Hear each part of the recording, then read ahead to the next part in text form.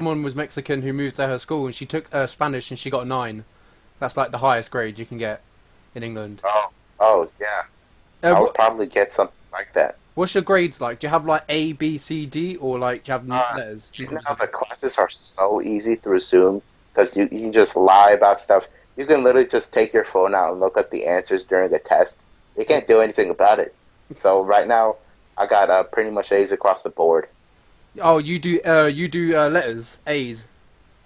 Oh yeah, that's what we Yeah, do here. Yeah. we used to do that, but recently we've gone to numbers now.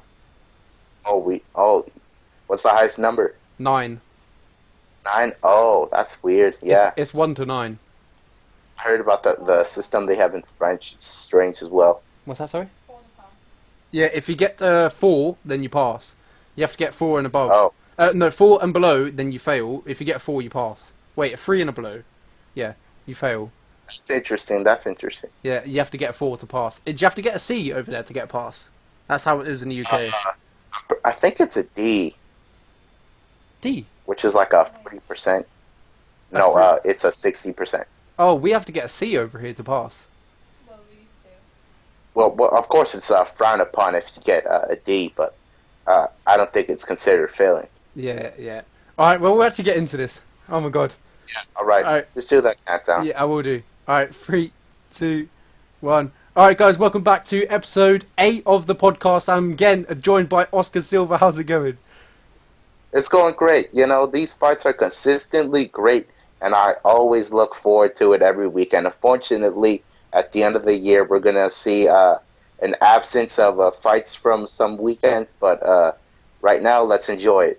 100%. Christmas times that they give the fighters a break, and they need a break. It's a tough year for everyone, and I can't thank all the fighters in the UFC enough for getting the fights back up and running. And Dana White helping us with the Fight Island, that was incredible.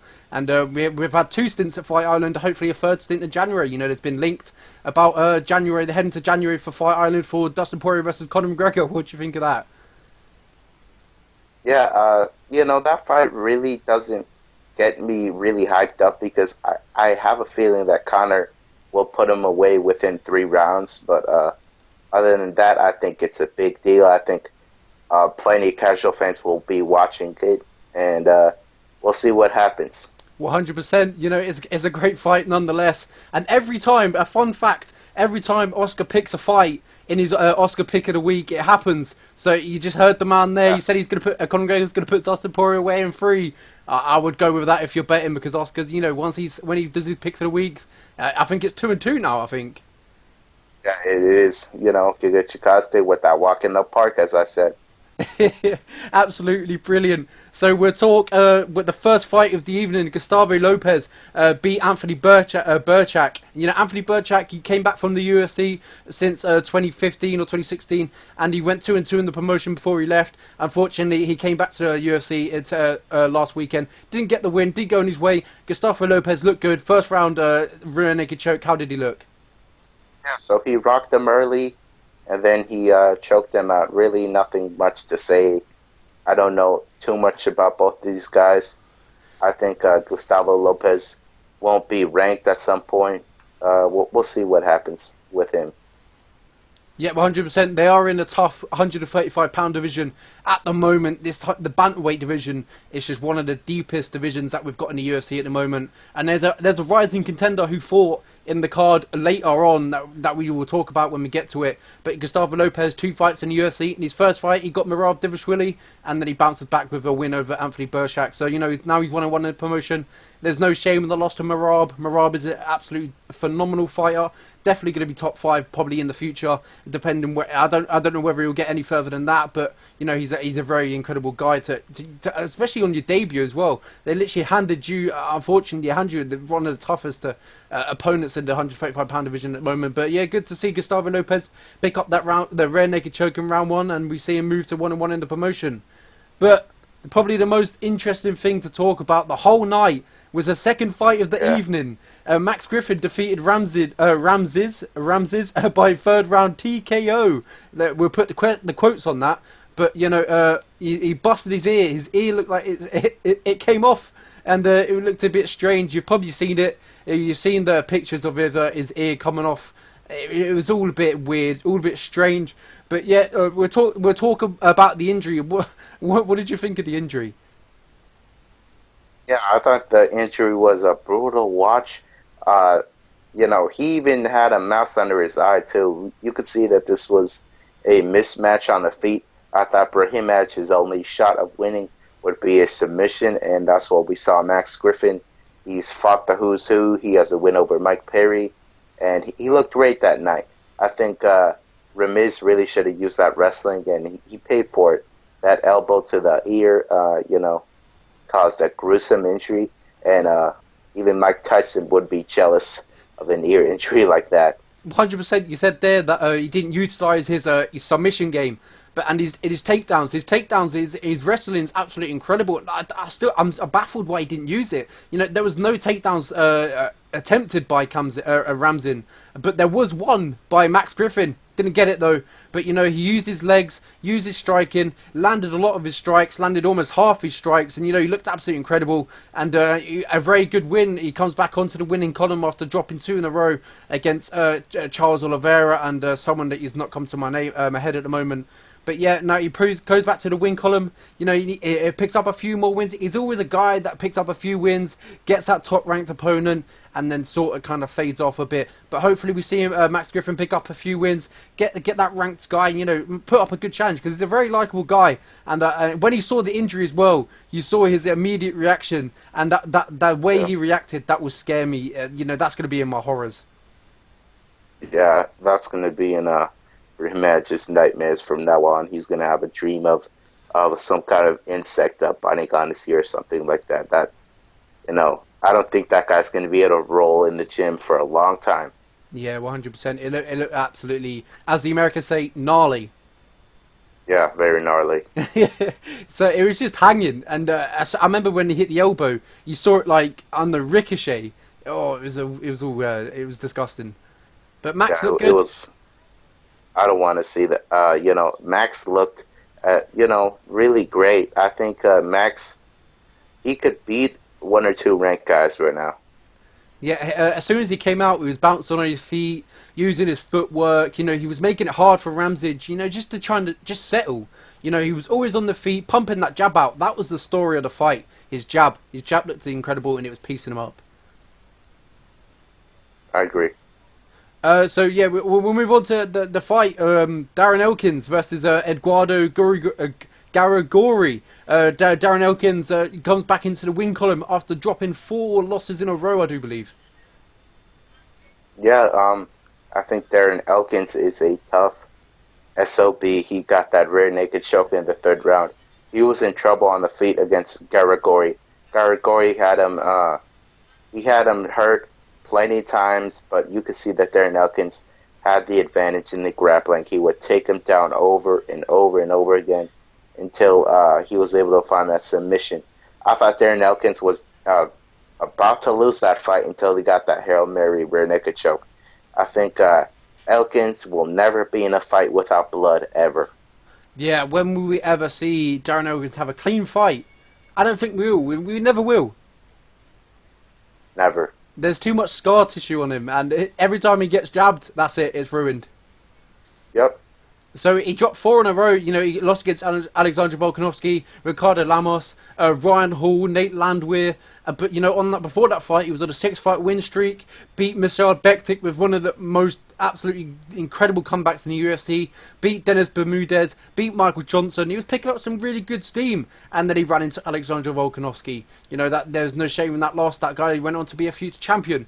Then he ran into Ricardo Lamos. That guy's a veteran. He's beat some of the best in the division. Had got some losses against one of the best in the division. There's no shame in that loss. And then Ryan Hall. There is absolutely no shame in that loss. Ryan Hall is one of the best BJJ guys that we've probably got in mixed martial arts at the moment. And one of the guys, everyone in the 145-pound division looks like too scared to fight Ryan Hall. So there's no shame in that loss because he took the fight and no one else will. And then Nate Landwehr, he didn't really show up for that fight and he lost against Nate. But he came back, bounced back Eduardo Garagori, got the rear naked choke and finished the fight. And he looked alright until the third round, and he stood there, went for the Hail Mary, got the rear naked choke, and he submitted him and got the win and bouncing back from a 4 loss streak, and then he goes back into the win column. Yeah, he also called out Cron Gracie in his in the press conference, and I think that's an excellent fight. I didn't realize he called him out, but that's a brilliant call out from him. You know, he's got his wrestling. Can he stuff the takedowns of Cron Gracie? Yeah, 100%. I reckon. You know, he's at Team Alpha Male now. You know, well, he's always been at Team Alpha Male, and Team Alpha Male was absolutely known for their, you know, their wrestling. That's probably one of the best wrestling gyms that you've got in America at the moment. You got AK, you got Team Alpha Male. Them two are competing for the wrestling hierarchy, and definitely a really good gym to get your wrestling sorted out. And he doesn't really need to get his wrestling sorted out. His wrestling's absolutely top notch already. But you know, his striking's good. Will he be able to stop the takedowns of Cron Gracie and not get submitted 100%? I think he will be able to stop the takedowns. I think his wrestling's on a completely probably different level. Cron's it would be jiu-jitsu versus a wrestling match, and whether they can who's got the better transitions on the ground. Yeah, I agree. Well, next fight of the evening, we saw an Alexander Romanov defeat Marcos Rodrigo de Lima via arm choke in the first round. This one was a bit strange. It was like a front choke off the top. He kind of just leant his arm on him and just leant on him, and then he was out. Yeah, you could see that Rogerio de Lima is far from elite on the ground. You know, that's kind of a rookie move. You know, who gets submitted by a forearm choke? But we knew Romanov was going to be very dangerous on the ground and on the feet, and he got the takedown effortlessly. And we saw that the guy is he's dangerous everywhere, especially on the ground. And you know, he's like he has the same kind of record as Hamza, all win, you know, no losses and all finishes. And you know, a very dominant performance by Romanov. I think Romanov should fight Marcin Tybura after this one. That fight was already scheduled, so that makes all the sense in the world to me. What an absolute a matchup! You come in clutch with the matchups every week. You know, that's a really good one. You know, it's a battle of the I don't know what you maybe Eastern European Yep. guys. You know, Russia from Marcin Tybura, I do believe, or is it Poland? No, he's Polish. He's Poland, Polish. yeah, Poland, and then we got Moldova. Yeah, Yeah, Moldova. Moldova. Yeah, so battle of the Eastern Europeans. What a fight that is, and it definitely shoots up Alexander Romanov if he gets the win. You know, Marcin Tybura is a very credible guy, picking up some steam at the moment. But yeah, he looked incredible. 13 wins, 13 finishes. His only loss comes in the amateurs, and that was Yeah, his first ever fight. yeah. That shows that the guy has improved substantially since his first amateur fight. This guy looks like he's ready to go. He's ready to fight those top heavyweight. I think he could beat Derek Lewis. I think he could be in the top five. Yeah, you reckon he would beat the Black Beast? Yeah, Derek Lewis. We've seen the guy against grapplers. All the only chance he has is on the feet and when it's on the ground. I truly believe that Ilir Latifi beat Derek Lewis that time. And as we know that Romanov is a much bigger man who's a way harder to beat. Yeah, 100%. Yeah, his only loss in the amateurs came to Evgeny Matasov, who is now 0-2 in his pro MMA career. So you know that's a win that he would probably. I don't think. I don't know whether he got it back or not. Let me give a quick check. No, he didn't get that back. He didn't get that back. But he's 13-0 now. We'll move on to his career. He's 13-0, 2 finishes in the UFC, 13 finishes in the whole career, 13 fights. He looks absolutely incredible. He's got huge potential in front of him. And as you said there, a guy like Marcin Tybura would be an absolute, a sensible step up in competition. And if he wins, he gets himself a good name under his resume. Yeah, I agree. Let me quickly check the stats in this fight. Yeah, he had a control of 3 minutes and 51 seconds in a 4 minute and 48 minute fight. He threw a Yeah, total of 10 strikes. Is what it says here. To the head. And he must have been just transitions. His takedowns. He had 2 takedowns. He had 1 submission attempt, and he got that submission attempt. Moving on. Yeah, We'll move on to Trevor Giles versus Bevon Lewis. Trevor Giles came straight out. No, Trevor Giles came straight out the bat, looking fast, looking sharp, looking crisp, and he dropped him in the first round by jab. Doesn't that show the power on this man? yeah. I originally picked Bavon Lewis on this podcast, but I later changed my mind when I realized that that Giles he like in the pre-fight interviews, he was sounding more confident because he fainted before he passed out before he came out to fight Kevin Holland, and I was having questions about his where his mind was at, and we saw that his mind was in the right place here. He came in very aggressive. He got an early knockdown, and we saw that this guy is the real deal. Yeah, I think your poster may just fell down behind you. yeah. Let's edit that out. Yeah, We'll carry it yeah. on. I just got my Fight Island poster, and Oh, let's see, let's see. I We'll keep it in, we'll keep it in. Come on, let's see that island. Fight Island poster. how am I gonna do it, Just hold it behind you. I don't know. dude? It's rolled up. This is Oh, a alright. mess, man. Alright, This is okay, a okay. mess. We'll keep on going. Oh, what's the word?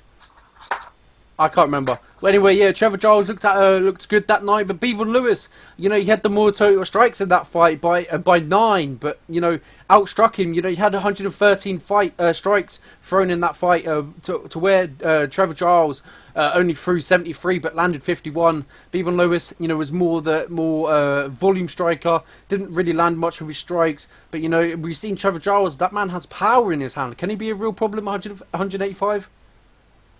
I don't really think he'll be ranked.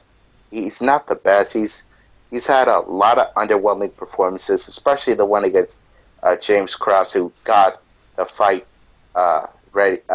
He accepted the fight on a day's notice, and he was looking like he at least won one round. The judges didn't think he won two, but I think you could have argued he won that fight. Yeah, 100%. I agree. I even thought James Krause won that night as well. Yeah. Alright, we'll move on to the main card. First fight of the evening, we saw Jan, I'm just going to call it Jan for this one, take on Claudia Gadelha, and it was absolute beautiful performance on the feet from Jan. We saw her, technical striking, just outpointed Claudia Gadelha in that fight, and she got the unanimous decision 28-29, 28-29, 28-29 on all judges' scorecards. She looked incredible that night, I think she looked very good, and she could really be a real problem. She's ranked number 3 in the strawweight division. How can she be a real problem in the division? Yeah, we're gonna see some Chinese on Chinese violence at some point between Zhang Weili and Yan Xiaonan. I think Claudia needs to she might need to move up to flyweight because we're seeing her gas out in these fights, and I truly think that weight cut is taking a toll on her. And I think move to flyweight could help her out. Yeah, sorry, I was just looking at my girlfriend there. She was doing TikToks. Oh my word. I was looking at the striking stats. Yeah, Jan was just so busy on the feet, throwing almost 100 more than Claudia Gadelha, which is absolutely incredible. But Claudia Gadelha had that 6 minute and 46 seconds of control time in the fight, but clearly it wasn't enough in the judges' eyes to earn enough that night. And Jan took the win. Claudia Gadelha got 2 takedowns in 10. So yeah, Yan looks real good. Yeah, as you said there, Chinese versus Chinese, Weili Zhang versus Yan. Maybe put that one in Beijing. That would be incredible. Yeah, I'm seeing there's parties right now in Wuhan where this Corona all started. I'm seeing big old pool parties, no mask in sight, and I think that's a real possibility in my opinion. Yeah, 100%. That would be absolutely incredible. Chinese versus Chinese for a belt. Woo! That would be off the roof. Yep. Well, Giga Chikadze, your pick of the week, gets his first finish in the UFC via head kick against Jamie Simmons. This was a short notice fight, but for both of them, Giga Chikadze didn't have an opponent for this fight for this weekend. He said he wanted to fight regularly, and he said to Dana, "I want to fight for this weekend." They got him a fight. They both agreed. Jamie Simmons was the only guy that agreed to fight him this weekend. There's a lot of guys probably end up turning him down. It's Giga Chikadze. He looks absolutely incredible. Gets his first KO in the UFC, and surely a ranked opponent next for him. Yeah, Jeremy Stevens is next. Jeremy Stevens accepted Giga's call out. I think Jamie Simmons is not UFC level. He's not at the UFC's level, and we saw that. Giga is an elite striker. I don't know much about him on the ground, but he fought in glory kickboxing where we've seen guys like Adesanya and Alex Pereira come out of there, and those guys are so impressive on the feet. And Giga is he's something special. You know, he had Beneil Dariush in his corner. Beneil Dariush is excellent on the ground. He can give a tips if he's ever on trouble on the ground, and you know he knew the fundamentals of striking here. He hit him with a kick to the body, and when those hands go down, the kick goes right to the head, and that's what happened. 100%. You said there, Beneil Dariush, he's a great grappler in his own right.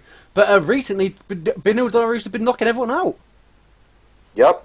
And maybe they've traded some tactics to each other, given some help to each other, because Giga Shikadze maybe gave him some help, and now Beneil Dariush is knocking everyone out. Yep. I know Beneil Dariush sparred with Gaethje ahead of that Tony Ferguson fight. I'll tell you who he knocked out. I know he knocked out Close and Scott Holtzman. Yeah, that's right. He knocked him out. And which one was it might have been Scott Hoseman. They had a war between them. I think one of them got dropped. No, that was the Drakkar Close fight. I think that one was yeah, that one. Yep. Yeah, that was UFC 247. Yeah, 248. Adesanya versus Romero. Yeah, 248. Yeah. Yeah, I remember that one. That was a war between them two, and it was after round two. Round one weren't as exciting. Round two, they just came out swinging. Yep. And then he got the spinning back fist against Scott Holtzman. Then he was scheduled to fight Charles Oliveira. That fight fell through, and unfortunately, hopefully he gets that one. Yeah, hopefully that one gets run back. Yep, I really hope to see that. Well, moving on to the next fight of the evening. Our one before them at co-main event, Barcelos beat Khalid Taha. What an absolute war between these two men. And we saw the capability and the potential of Barcelos. He looked incredible. His striking looked technical as ever. And he's got really good BJJ. And we didn't even see this in this fight. How good is he? Yeah, this was fight of the night for a reason. Barcelos is a special talent. He only has one loss, if I'm not mistaken. I think we're going to see big things from this guy. There's a lot of guys in that bantamweight division that he can beat, in my opinion, and we might see him in a title fight at some point. I really think he could have a competitive fight with Petr Yan. He's a really talented guy, and we saw Taha has one hell of a chin. He was able to survive massive shots. I was almost certain that he would finish him in the third round, but it didn't happen. The output from these two was remarkable. 100%. These two went to war. His only loss, as you said there, came at RFA 14 back in 2014, where he lost a rear naked choke. But he's a really good fighter. Absolutely brilliant on the feet. He's beautiful to watch, and he's got a lot of power in his hands. The amount of times he had Khalid rocked in that fight. But he got to the judges' scorecards, and I said earlier that we didn't see his takedown, but we did. We saw 2 takedowns out of Barcelos, and we saw 3 minutes and 15 seconds of control time. And he looks good everywhere. He's a well-rounded guy, and definitely could give Petr Yan a good fight. Yeah, we're going to see really fun fights from Barcelos. Yeah, a 9-fight win streak, 5-0 in the UFC. Who would you give him next? I'm thinking someone a little lower in the rankings, maybe someone like Cody Stamann. Yeah, is Stamann booked? He was booked to fight Merab Dvalishvili, but unfortunately he had to pull out. Oh yeah, that's correct. His last fight was against Jimmy Rivera at UFC Fight Night, Kato versus Ige. Yeah. Where unfortunately that night he lost. But that's a good fight. Is he ranked in the bantamweight division? He is, yeah. He is ranked. He's ranked number 13. Yep. Yep, that's the perfect fight for Barcelos. That's a good fight. It was a good matchup between you. What you said there. Co-main event of the evening: Andre Arlovski, the veteran, takes on Tanabosa. How good did Andre look that night? Andre didn't look like he was, like he's going to be ranked at some point. We know the guy is, his best days are behind him. Boser, his best days are ahead of him. I thought, the younger guy would get it done, but he didn't. I thought you could have given the fight to him because the volume striking from him was more consistent. more consistent than Arlovsky's. He was just waiting for those power shots, and I just didn't see enough from either guy to really confidently say they won the decision. Uh, what's weird is all the judges gave it to Arlovsky, but they all gave Tanner Boser a different round. So those judges couldn't agree on anything.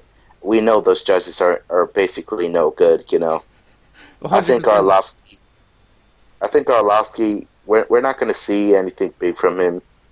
Tanner Boser, he'll come back from this. He's he can go 3 rounds unlike a lot of heavyweights, and we've been seeing some power from him recently. But I just this fight was very boring. Yeah, 100%. If you look at the stats on ESPN, it shows that Tanabosa outstruck Andre Arlovsky on the feet, and even with the leg kicks, he picks him apart with them leg kicks. Yeah, I just think he was the busier guy. You could have given it to him, but Arlovsky is somehow winning at 41 years old. Isn't that crazy? That's In the crazy. last two fights, two 41-year-olds got the win. Well, that's a good stat as well. Can My question was, can Arlovsky, take another run at the rankings? I just don't see it. The chin has been it's been tested, but not by these big power strikers. Those the guys he's been able to survive are guys like who was it? Tanner Boser just now, Ben Rothwell. But besides that, when he goes in there with a Rosenstrike or Nagano, who of course knock anybody out, he goes down and he goes down really quick. So I just don't see a bright future for Arlovsky. Yeah, I couldn't put it better myself. I think he's too old now. His best moments are behind him at the moment. He's a former champion. He's done a lot in the UFC. He can't really. There's no shame in his career. He's a former UFC heavyweight champion, and he's had absolutely a tremendous career. His next fight will be his 50th in his pro MMA career. Wow, the guy debuted in 2000. I think he can continue fighting a little longer, but not too long. Yeah, 100%. Every time I look at his nose, I just cringe. Yeah, it's that was a brutal break. Yeah, yeah. How can Tanabosa come back from this loss? And it's pretty much a good learning curve for him. He fought against a good veteran, Andre Arlovsky. This is a good curve, like a learning not object, learning obstacle for him. He's going to come back stronger, 100%. This is not a loss for him. This is one that he's going to come over, learn against, and he's only 2 losses in the UFC against Cyril Gane and Arlovsky. You can't really complain too much. But as you said, they probably could have got the win this night. And yeah, it's a good learning curve from Tanabosa. How can he come back? Yeah, I think also Tanner Boser, I felt that he respected Arlovsky too much when we really haven't seen this crazy knockout power from Arlovsky. But I think Tanner Boser, if he keeps on doing what he's doing, I think we can see good stuff from him. I just think this was a circumstantial loss with Arlovsky being such a legend.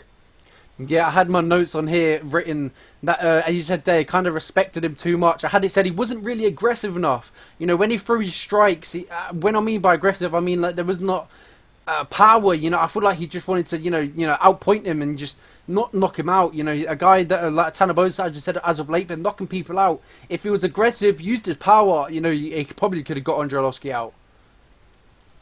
Yeah, he didn't throw with bad intentions. 100%. That's what I was looking for. Moving on to the main event: Glover Teixeira versus Thiago Santos. Glover Teixeira, what am I looking for here? I always struggle in some words.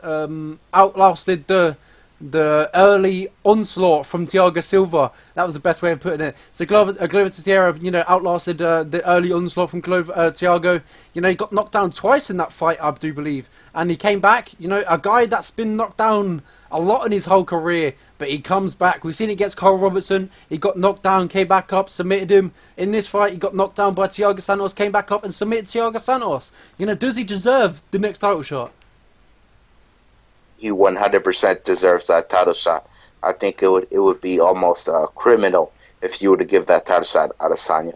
Sure, it's a bigger fight money wise, but you cannot disrespect the man with the most finishes at light heavyweight in UFC history. You can't disrespect him. He just he just got his fifth win in a row in at light heavyweight. Who else can say that? Uh, Jan Blachowicz. I feel Jan Blachowicz would be very challenged by a fight with Glover Teixeira. I actually wouldn't mind picking Glover in that fight. I think Glover, he's reminded me of Randy Couture. He's just going on this run at a later age. You know, he's 41. Next year he'll be 42, and I don't think time is on his side here. I think they should give it to him. They should give the title shot to him now because Adesanya, he's younger. You know, he has his whole career ahead of him. We're gonna see Glover probably get skipped over by Adesanya, and I think Glover. We saw that he didn't want to wait, so I think he might fight Alexander Rakic. I think Thiago Santos was not able to do what he wanted to do because he was overwhelmed by the fact that Glover Teixeira was able to survive his sledgehammer power shots. Yeah, 100%. A great way of putting it. You know, he's 41 years old. You know, there's no time to wait. You know, Dana needs to give it him now. Yeah, I agree. Why wait? Adesanya can fight Jones now. Why not make that fight? 100%. I would definitely want that. I would like him to get the shot before Izzy. As you said there, Izzy, Jan, that's probably a better fight for money-wise. But, you know, we're in a business that the best of the best have to fight. And they need to fight. Yeah, if he's gonna really advertise the best, fighting the best, Adesanya's the best, but at middleweight. How about you give the guy who is on a five-fight winning streak the title shot? I just think Glover should not be denied here. Yeah, 100%. All right, well, welcome back. Short little break. We had a little bit of a technical difficulty with us. So we're back now, and we talked about the Izzy. Izzy doesn't deserve it. I'd rather see Glover take the fight. You know, he's 41. Yeah, there's no time to waste. He needs it now, Dana White. Give the man the shot. He deserves it. There's not many men in the light heavyweight division at the moment who are on a fun five-fight winning streak in the UFC. We've seen Jiri, but he's had one fight in the UFC. You know, he's got a good, tough test in front of him. I do believe he's fighting Dominic Reyes soon. Yeah, that's February 27th. Yeah, so he's got a tough test, Dominic Reyes in front of him. If he passes that, maybe a potential title shot. But at the moment, it has to be Glover Teixeira, Dana White. You got to give him the shot. He's 41 years old. Don't let him wait. Yeah, I agree. Well, that's our little wrap up with our little recap of the last weekend. Moving on to UFC Fight Night, Felder versus Dos Anjos at UFC Fight Night, Felder versus Dos Anjos at 155 pounds on short notice. Felder used to struggle in his weight cut, but apparently he's been preparing for a marathon, and he's in shape. So, what do you reckon of this fight? I think that fight is a very fun fight, but unfortunately, on 5 days' notice, I really couldn't expect much from Paul Felder.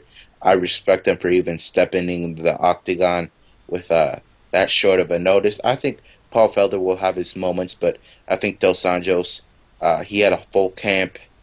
We'll see Dos Anjos probably get a unanimous decision. Yeah, the rumors came out that he didn't even train for this fight. He was only training for a marathon, and then he got the call and he said, "Why not? It seems like a perfect time," and he took the fight. Yeah, I respect him for that. I think Paul Felder, you know, if he were to win, it would be a case where Dos Anjos were to not go with him to the ground at all, and we would see RDA just be very hesitant. But otherwise, I just don't see enough output from Paul Felder. I think Dos Anjos probably wins this. Yeah, we'll start at the bottom of the card. Dontel Mays versus rookie Roik Martinez. We'll go for quick predictions. You know, try and get the podcast a little bit shorter. So Dontel Mays or Roik Martinez? Yeah, I think Oscar's lock of the night is going to be Mays. You know, what you're asking, why should I do that in a heavyweight fight where one shot can end the fight? What I'm thinking here is that Mays is the bigger guy. He's 6'6", if I'm not mistaken, and Roque Martinez is 5'10". That's a big difference in height. And Roque Martinez, let's just say the guy's really out of shape. I don't know why he's in the UFC. He has a loss over against a very old Crow Cop. Sure, it was a doctor stoppage due to a cut that I don't think should have stopped the fight, but I just don't think Roque Martinez should be in the UFC. He doesn't look motivated to be there, to be honest. If you're not making the sacrifices in your diet or working out, I don't see anything in Roque Martinez's future in the UFC but a knockout in the second or third round against Roque Martinez. No, not Roque Martinez. Dontel Mays should get the finish in the second or third round by a knockout. Yeah, Dontel Maines has been given some stiff competition since he's been in the UFC. They gave him in his first fight since after the Contender Series when he won his contract. After the Contender Series, they gave him Cyril Gane in his debut. That was a death trap. Then after that, they gave him Rodrigo Nascimento, 7-0, and he got choked out. But both his losses have came by via submission. And looking at Roque Martinez's record, there's not many submissions to his name. I think there's two. Yep, there's two submissions that I can see in his name. So does he have to BJJ to submit Dontel Mays? I don't think so. So I do believe Dontel Mays will take this one on the feet. As you said, they're 6'6" versus a 5'10". This is a definite size comparison is absolutely incredible. And I see Dontel Mays taking it as well. Moving on, we're going to run through these as quick as possible. Tony Gravely versus Grinaldo de Fuentes. Who takes this one? Yeah, I think Gravely has the edge on the feet, and I think he should pick them apart and then get a unanimous decision. I think Freitas, I don't see him getting ranked in the future. I just think Gravely will be too much for him to handle. Yeah, Tony Gravely last fight came against Brett Johns where he got submitted. There's no shame in that loss. Brett Johns has done incredible things in the UFC in his short UFC career. Lost against Pedro Munoz and Aljamain Sterling. That was his only losses, I believe.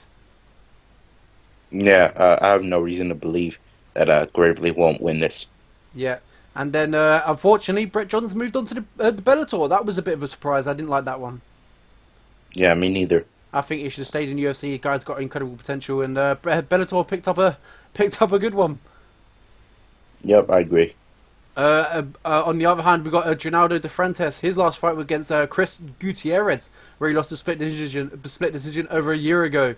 And men that haven't fought for almost 9 months, and 9 months from Tony Gravely, he fought 9 months ago, and Ronaldo fought a year and 3 months ago. I'm going with you. I'm going to take Tony Gravely in this fight.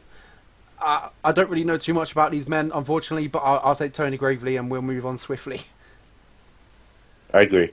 Next fight, we have Randa Marcos versus Kenyaka Murata at 115 pounds. Who takes this one? Marcos has a very ugly record. It's either 10-9 or 10-10, something like that.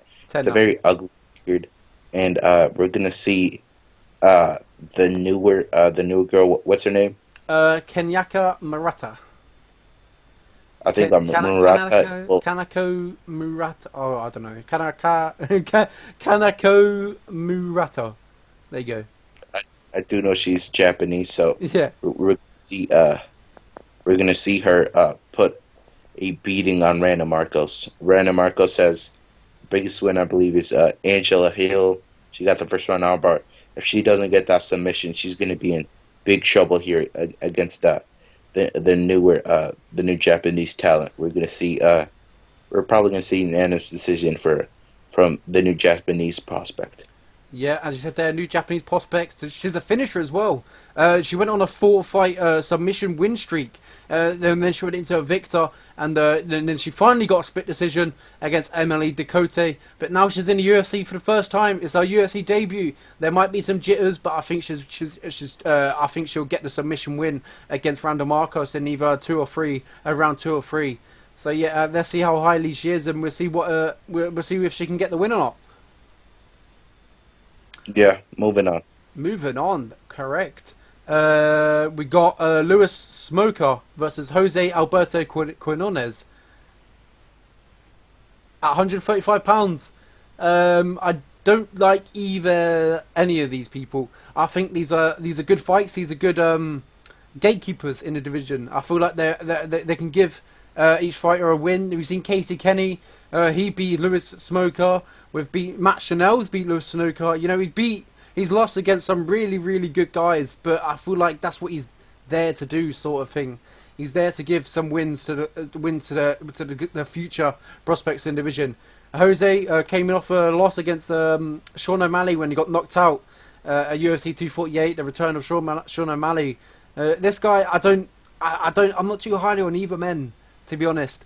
He lost against Nathaniel Wood.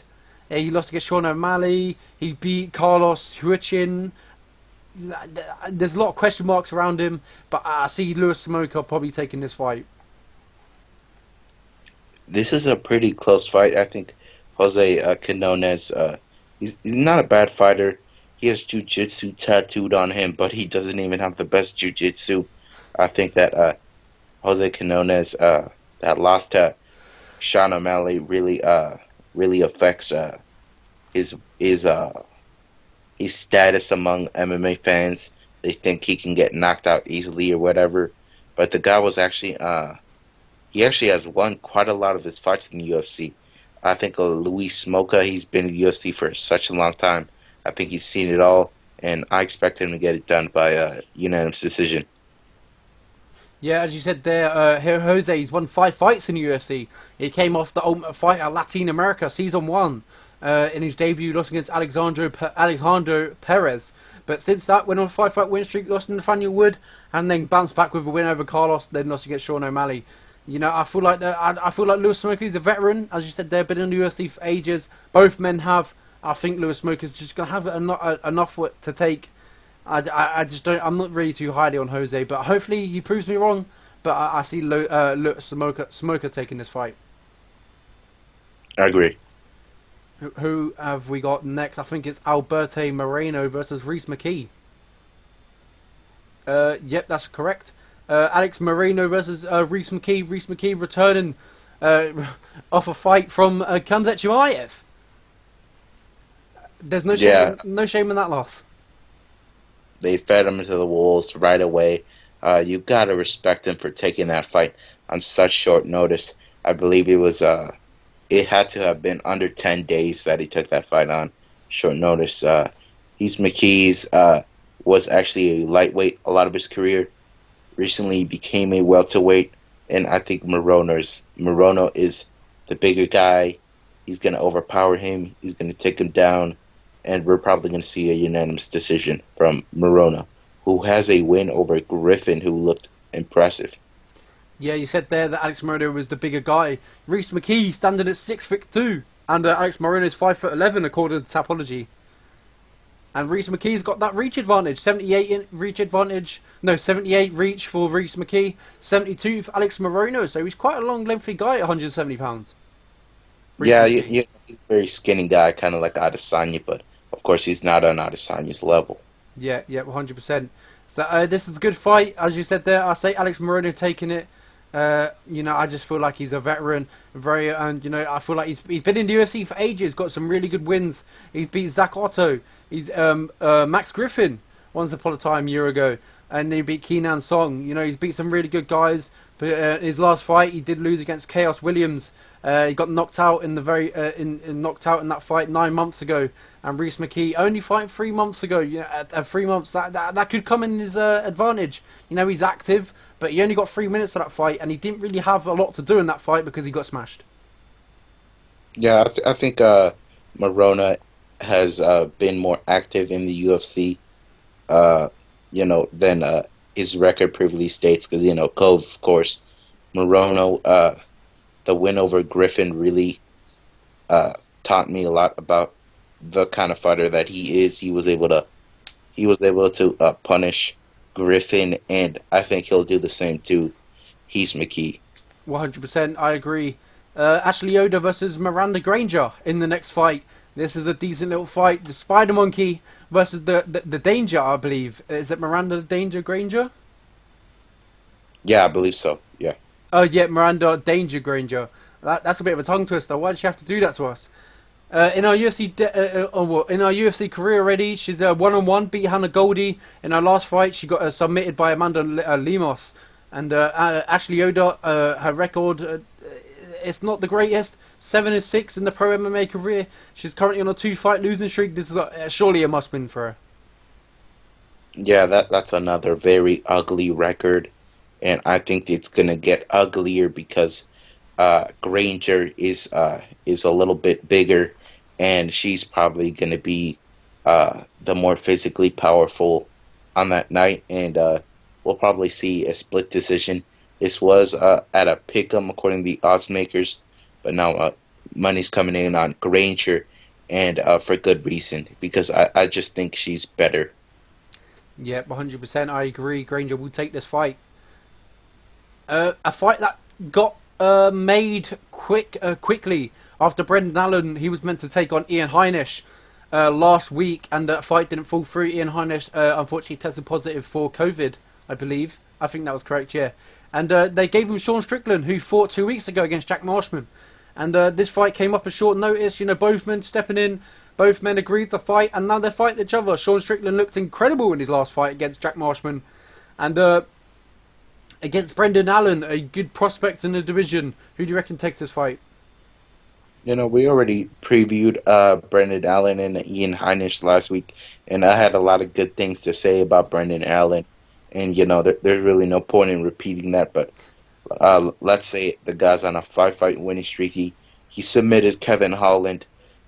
I think we're going to see him in a title fight someday. The guy's very impressive. He has excellent jiu-jitsu and ground control. We're going to see a very competitive fight, but I think Brendan Allen will win every round until the third when he gets that rear naked choke submission. Yep, 3 fights in the UFC already, 2 finishes against Tom Breeze and Kevin Holland. A submission win over Kevin Holland in his UFC debut. That's something to be proud of at the moment. Yeah, that win looks better and better as Kevin Holland is trying to get to 5-0 this year. Yeah, 100%. He's got a stiff test on his hand though, Jack Hermansson. That's an incredible fight. We'll get to that one once we get to it. It's coming up shortly. Antonio, well, I'll quickly go with the last fight. I see Brendan Allen. I feel like he'll win that fight. Although Sean Strickland did look amazing in his last fight. Yeah, Strickland was talking a lot in that third round. But he could do it because he was winning anyway. Yep, he was winning, and he was winning fairly comfortably. His striking looked brilliant in that fight. He was piecing Jack Marshman up on the feet. Next fight of the evening, we've got Antonio Aurelio versus Eric Anders. Eric Anders is always fun to watch. He's always in a fun fight. At the moment, I believe he's on a 1-fight losing streak. In his last fight, lost against Christian Jotko. Christian Jotko was an amazing fighter, and he looked good as ever in his last fight. He's on a 3-fight winning streak at the moment, Christian Jotko, so you know there's no shame in that loss. But Eric Anders needs to pick up a win, and he's got a test in front of him that I'm not really too sure of. In his last fight, Antonio lost against Andre Muniz at UFC on ESPN Plus 22. But I don't really know too much about this fight. Eric Anders has got a lot of power in his hands, a lot of kicking ability. His hips are very, very strong. His takedown defense is really, really good, and he's got a lot of power in his hands. And I was about to say he's back at middleweight, but he's been at middleweight for a long time now. You know, he fought Jerry Mershot, Chris Jotko, and now Antonio. So I see Eric Anders, taking this win and taking probably via knockout. I think he'll have enough power in his hand to stop Antonio. Yeah, I actually disagree this time around. Ooh. I think that Hoyo is better everywhere. To be honest, I think Eric Anders would win if he would up against the fence and just hope to get a decision win or get a knockout. I think Eric Anders is more physically impressive. He used to play football in the NFL, and I think that we're going to see a split decision going in the way of Ahoyo. Yep. I'm looking at his record. He's got a lot of finishes on his record. They're all mixed as well. You got submissions, you got knockouts. As you said there, you know, he's impressive everywhere. Hopefully we'll see this in this fight. You know, he's coming off a loss against Andre Muniz. So yeah, hopefully I pick Eric Anders, you pick Antonio. I think that's the first one we've ever disagreed on. Yeah, we'll see who's right next week. Yeah. Kay Hansen versus Corey McKenna. Corey McKenna getting her UFC contract on the Contender Series not that long ago. In the 08, I believe that's August. Go Yeah, on. honestly, For I wouldn't have given McKenna the contract if I was Dana White because she's only, I believe she's 21, and I just don't think she's ready for the UFC right now. I just don't think she's had enough experience to be in that octagon just yet. We're gonna see who's she fighting again? Kay Hansen. Yeah, Hansen. Hansen, I believe Hansen. She's coming out of that 10th Planet Jiu-Jitsu Academy. Yep. I think she has really jiu-jitsu, and I just think McKenna's she's a little small. I think she could get overpowered here, and I wouldn't mind picking Hansen by submission, but I'll lean decision for now. Yeah, you said there she has really good Brazilian Jiu-Jitsu. You just said there she's at 10th Planet, and as soon as you hear someone's at 10th Planet, you know they're incredible on the ground. And in her last fight, she got a submission win against Jin Yun Fry in round number 3. She picked up a triangle armbar. As you said there, I don't think Corey McKenna has enough experience. She's stepping in against a really good fighter against Kay Hansen, and unfortunately, I see her getting submitted. But that's a fight. This is a good fight on paper. Hopefully, we see a banger. Yeah, Moving on to the next fight of the evening. Letting it load up right now. We do have Julian Marquez versus Starinov. This card is not very stacked, so we're sorry for that, guys. This card is pretty much. I feel like it's a throwaway card for the UFC. yeah, you could say that. Yeah, Julian Marquez has been out for a long time. That fight he had with Darren Stewart will not leave my mind. It was a straight up war, and he got that guillotine there. His only submission win, and this time around, I think we'll see a second round knockout from Julian Marquez, just like he was able to do in that Contender Series fight with Phil Hawes. I think that head kick will lead him to victory. the head kick heard all the way around the world. That was incredible. The sound of that head kick connecting was ridiculous. If you haven't watched that, definitely go watch that. That was a one to watch on the Contender Series. Julian Marquez, yeah, coming off a loss against Alessio Di Chirico. Shirko. Yeah, Chirico, that's the one. Alessio Di Chirico. A split decision at the Ultimate 27 for now. Unfortunately, I see him returning back to winning ways. I think he's got enough in the locker to win this fight. Yeah, the only reason someone wouldn't pick Marquez is simply because of the long layoff, but we've seen guys that have been away for a long time, such as Strickland, come back and be very impressive. Yep. Abdul Razak Al Hansen in the co-main event of the evening versus Chaos Williams. When this fight got announced, I looked at it and I thought, wow, this is going to be a banger. Yeah, this is going to be fight of the night. If it goes past the first round, we're going to see a lot of action from these two. Both of these guys are just going to be looking for that knockout, and they're going to swing until one of them goes down.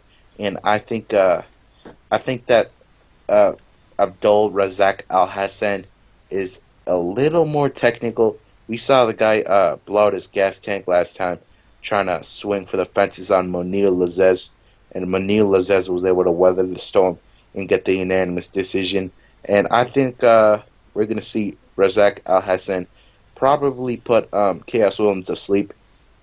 He'll catch him coming in. Chaos Williams, that's an awesome name, by the way. His real name is, I believe, it's Khalees, but he adopted that the Chaos name just like Mauricio, who adopted a Shogun. I think that we're going to see a very fun fight with a nasty knockout from either side, but I'll side with Al Hassan right now. Yep, 100%. Al Hassan Abdu, he has power in his hands. He's fought against Abar Homasi twice.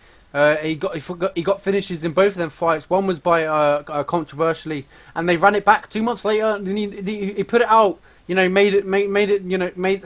sure the better man won that night, and he knocked him out. And then he fought Nico Price, knocked him out. The guy's got some Yeah. really a lot of power in his hands. And then unfortunately in his last fight he said there lost against Munir. He lost a unanimous decision. But Munir looked good in that fight, and he said he kind of blew out out of gas. He tried too hard for the finish, and Abdul Razak will realise that he doesn't have to go for the finish. He's got power in his hands. He can land at any moment in the fight and put him out. Yeah, that's what we're gonna see here. 100%. I still like this is going to be a bar burner of a fight, and I feel like we'll see Al Hassan return back to winning ways. Yeah, I agree. In the main event of the evening, Paul Felder versus RDA. RDA returning back to 155 pounds. Paul Felder taking his fight on short notice. How's this fight go? Yeah, I think Dos Anjos, moving him to welterweight. He found success there, but as we saw, guys like Colby Covington, Michael Chiesa, and Kamaru Usman were simply way bigger than him and were able to overpower him. And I just feel like if there was a 165-pound division, RDA could be a real player there. He could be a player at 155, but I just don't see him beating anyone in the top 5. Yeah, 100%. He said there he went up to 170 pounds, fought for an interim belt once upon a time against Colby Covington at UFC 225. He fought for an interim belt, and then as you said there against Chiesa, against Leon Edwards, against Usman, against the guys who are top 5 caliber. He struggled. Yeah, Dos Anjos is not afraid to fight anybody. If you look at the guys he's faced, it's guys that nobody wants to fight. We're talking about Habib Nurmagomedov, Kamaru Usman, Tony Ferguson. The list goes on. Dos Anjos has fought anybody that people consider dangerous in those weight classes, and I just think Dos Anjos, he had the full camp. That's going to be the difference here. If Felder had a full camp, I would pick Felder, but he didn't. So Dos Anjos by unanimous decision is my pick. Yeah, that's a brilliant pick. If I say so myself, I see RDA with the Paul Felder not really training for this fight.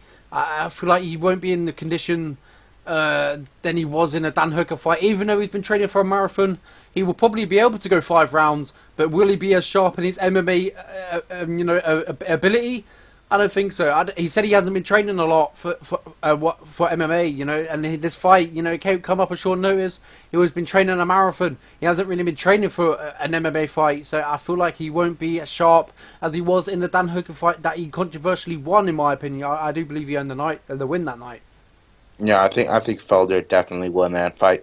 Even if you look at the striking numbers, Hooker was ahead, but I just think Felder was controlling that fight. I think it came down to the 5th round where Felder was able to land the bigger shots. But Dan Hooker is so tough. I think Dan Hooker could beat almost anybody at lightweight on the right night. And Felder was able to beat him, in my opinion. So that goes to show how good Paul Felder is in the striking department. But I just think Dos Anjos is a better grappler than Hookers, and that's what's going to make the difference here. 100%, I agree 100%. RDA, a veteran, he's fought so many times in his pro MMA career. 44 fights. 42 fights. I mean, I was trying to do maths here. Oh my god, 42 fights in his MMA career. And he's been around, fought the best of the best.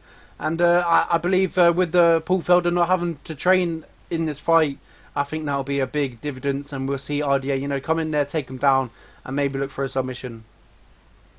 Yeah, Paul Felder's never been submitted, which is why I'm not picking that. Imagine the scenes of RDA returning back to the 155-pound division and get submitted. No, it submits him, I mean. Yeah, that would be a big statement, and I'm actually seeing right now that Dos Anjos has called out Conor McGregor. That fight was signed. We even saw a press conference, and I wouldn't mind this. I wouldn't mind seeing it.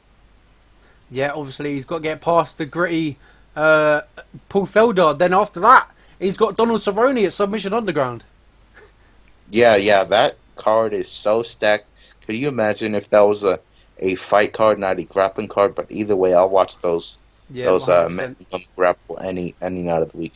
If you don't know what we're talking about, guys, it's Submission Underground 19. If you haven't seen it, go look up the card. It's absolutely incredible. We've got Derek Lewis versus Ryan Bader, Anthony Johnson versus Fabricio Werdum, Rafael dos Anjos versus Donald Cerrone. Them guys fought a while back, I believe, 155 pounds. Yeah, I guess you could say that that's a trilogy bout. Yeah, they fought twice, as you said there. Is it 2-0 to RDA? Yes, it is. RDA got that first round knockout last time. Before that, it was a unanimous decision. Yeah, yeah. So it's 2-0 to RDA.